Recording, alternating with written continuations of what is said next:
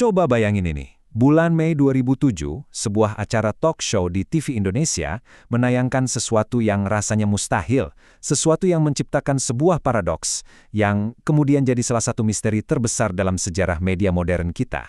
Pertanyaannya kelihatannya simpel, tapi jawabannya, wah, ini rumit banget. Gimana ceritanya orang yang paling dicari oleh sebuah negara, seorang buronan internasional, justru bisa jadi bintang tamu utama di sebuah acara TV prime time? Ya, inilah yang dirasain jutaan orang waktu itu. Kaget, bingung, semua campur aduk. Bayangin aja buronan kelas kakap yang dicari-cari pasukan internasional tiba-tiba ngomong langsung ke kita dari TV di ruang tamu. Aneh kan? Sekaligus menegangkan. Oke, yuk kita bedah satu persatu kisah luar biasa ini. Kita mulai dari bagian pertama, buronan di primetime TV. Jadi faktanya tuh gini, acara talk show yang super populer di Indonesia, Kick Andy, nayangin sebuah wawancara yang wow, kontroversial banget. Dan narasumbernya bukan main-main, Mayor Alfredo Reynaldo, buronan nomor wahid dari Timor Leste. Tapi sebentar, biar kita benar-benar paham segila apa kejadian ini, kita harus mundur sedikit dulu. Siapa sih sebenarnya orang yang lagi diburu ini?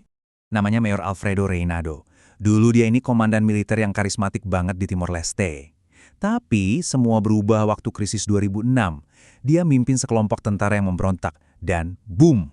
Statusnya langsung berubah dari pahlawan jadi musuh negara nomor 1. Perjalanannya jadi buronan itu cepat banget. Tahun 2006, dia pimpin pemberontakan. Gak lama, dia ketangkap sama pasukan internasional pimpinan Australia. Tapi, cuma sebulan di penjara, di bulan Agustus 2006, dia berhasil kabur. Caranya? Nah, itu masih jadi misteri sampai sekarang. Nah, disinilah ceritanya jadi makin aneh. Waktu lagi sembunyi, Reynaldo ini nonton TV pakai parabola kecil. Dan suatu malam, coba tebak dia lihat apa? Dia lihat dirinya sendiri lagi disalah-salahin soal krisis di Timur Leste. Dan itu di acara Kick Andy yang waktu itu lagi wawancara Presiden Sanana Gusmao. Ya, bisa ditebak, Reynaldo merasa dipojokkan. Dia ngerasa dituduh jadi dalang di balik semua kerusuhan, dan dia ngerasa, wah, gua harus bela diri nih. Ironis banget kan? Acara TV yang bikin dia pengen ngomong, justru jadi panggung yang sama yang bakal dia pakai buat nyampein pesannya. Dan dari situlah, sebuah misi super rahasia dimulai. Kita masuk ke bagian ketiga, misi untuk sebuah wawancara. Ini bukan wawancara biasa, teman-teman. Prosesnya itu udah kayak film mata-mata. Reynaldo kontak seorang jurnalis yang lalu nyambungin dia ke hostnya, Andi Noya. Komunikasinya cuma bisa satu arah. Tim Kick Andy cuma bisa nunggu di telepon. Setiap telepon pakai nomor baru. Petunjuk jalannya dikasih sepotong-sepotong. Rutenya ganti-ganti terus. Sampai akhirnya mereka tiba di sebuah lokasi yang sampai sekarang pun nggak ada yang tahu persis di mana. Pas nyampe, tim disuruh nunggu. Mereka nggak tahu kalau sebenarnya Reynaldo udah ada di sana, ngawasin mereka dari jauh selama 15 menit. Dia mau mastiin, tim ini nggak dibuntutin sama siapapun. Begitu dia merasa aman, barulah dia muncul. Wawancara akhirnya berhasil dilakukan. Nah, sekarang kita lihat bagian selanjutnya.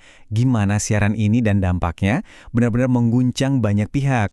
Di depan kamera, Reynaldo benar-benar belak-belakan. Dia nuduh pemimpin Timor Leste saat itu, Sanana Gusmao, dan Ramos Horta sebagai kriminal dan komunis terselubung. Dia bilang kepemimpinan mereka bakal bikin negara makin hancur. Ini tuduhan yang, wah, eksplosif banget. Wawancara ini baru ditayangin tanggal 24 Mei 2007. Tapi ada syaratnya. Satu syarat penting, siaran baru boleh naik kalau Reynaldo udah konfirmasi dia pindah ke lokasi aman yang baru. Ini nunjukin betapa besar risikonya. Dampaknya cepat dan keras. Kabarnya, pas jam tayang acara itu, listrik di seluruh Timor Leste padam. Mungkin sengaja ya, biar pesan Reynaldo nggak menyebar. Tim Kick Andy sendiri langsung dapat tekanan berat dari berbagai pihak, termasuk intelijen. Dan Andi Noya, sang host, dituduh macam-macam. Masuk Timor Leste secara ilegal, atau lebih parah lagi, bantu buronan masuk Indonesia secara ilegal. Serius, ini tuduhan yang berat banget. Tekanan inilah yang membawa kita ke bagian terakhir, bagian paling misterius dari cerita ini. Sumpah sampai mati.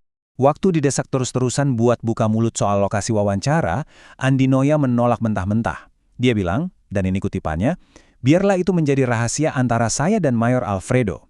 Kami melakukan sumpah pocong, kami akan menjaga rahasia ini sampai kami mati. Sumpah pocong itu, buat yang belum tahu, adalah sumpah yang sakral banget di Indonesia. Ada konsekuensi gaib kalau dilanggar. Entah sumpahnya beneran dilakukan secara harfiah atau cuma simbolis, yang jelas janji itu nggak pernah diingkari. Lokasi wawancara itu tetap jadi rahasia sampai detik ini.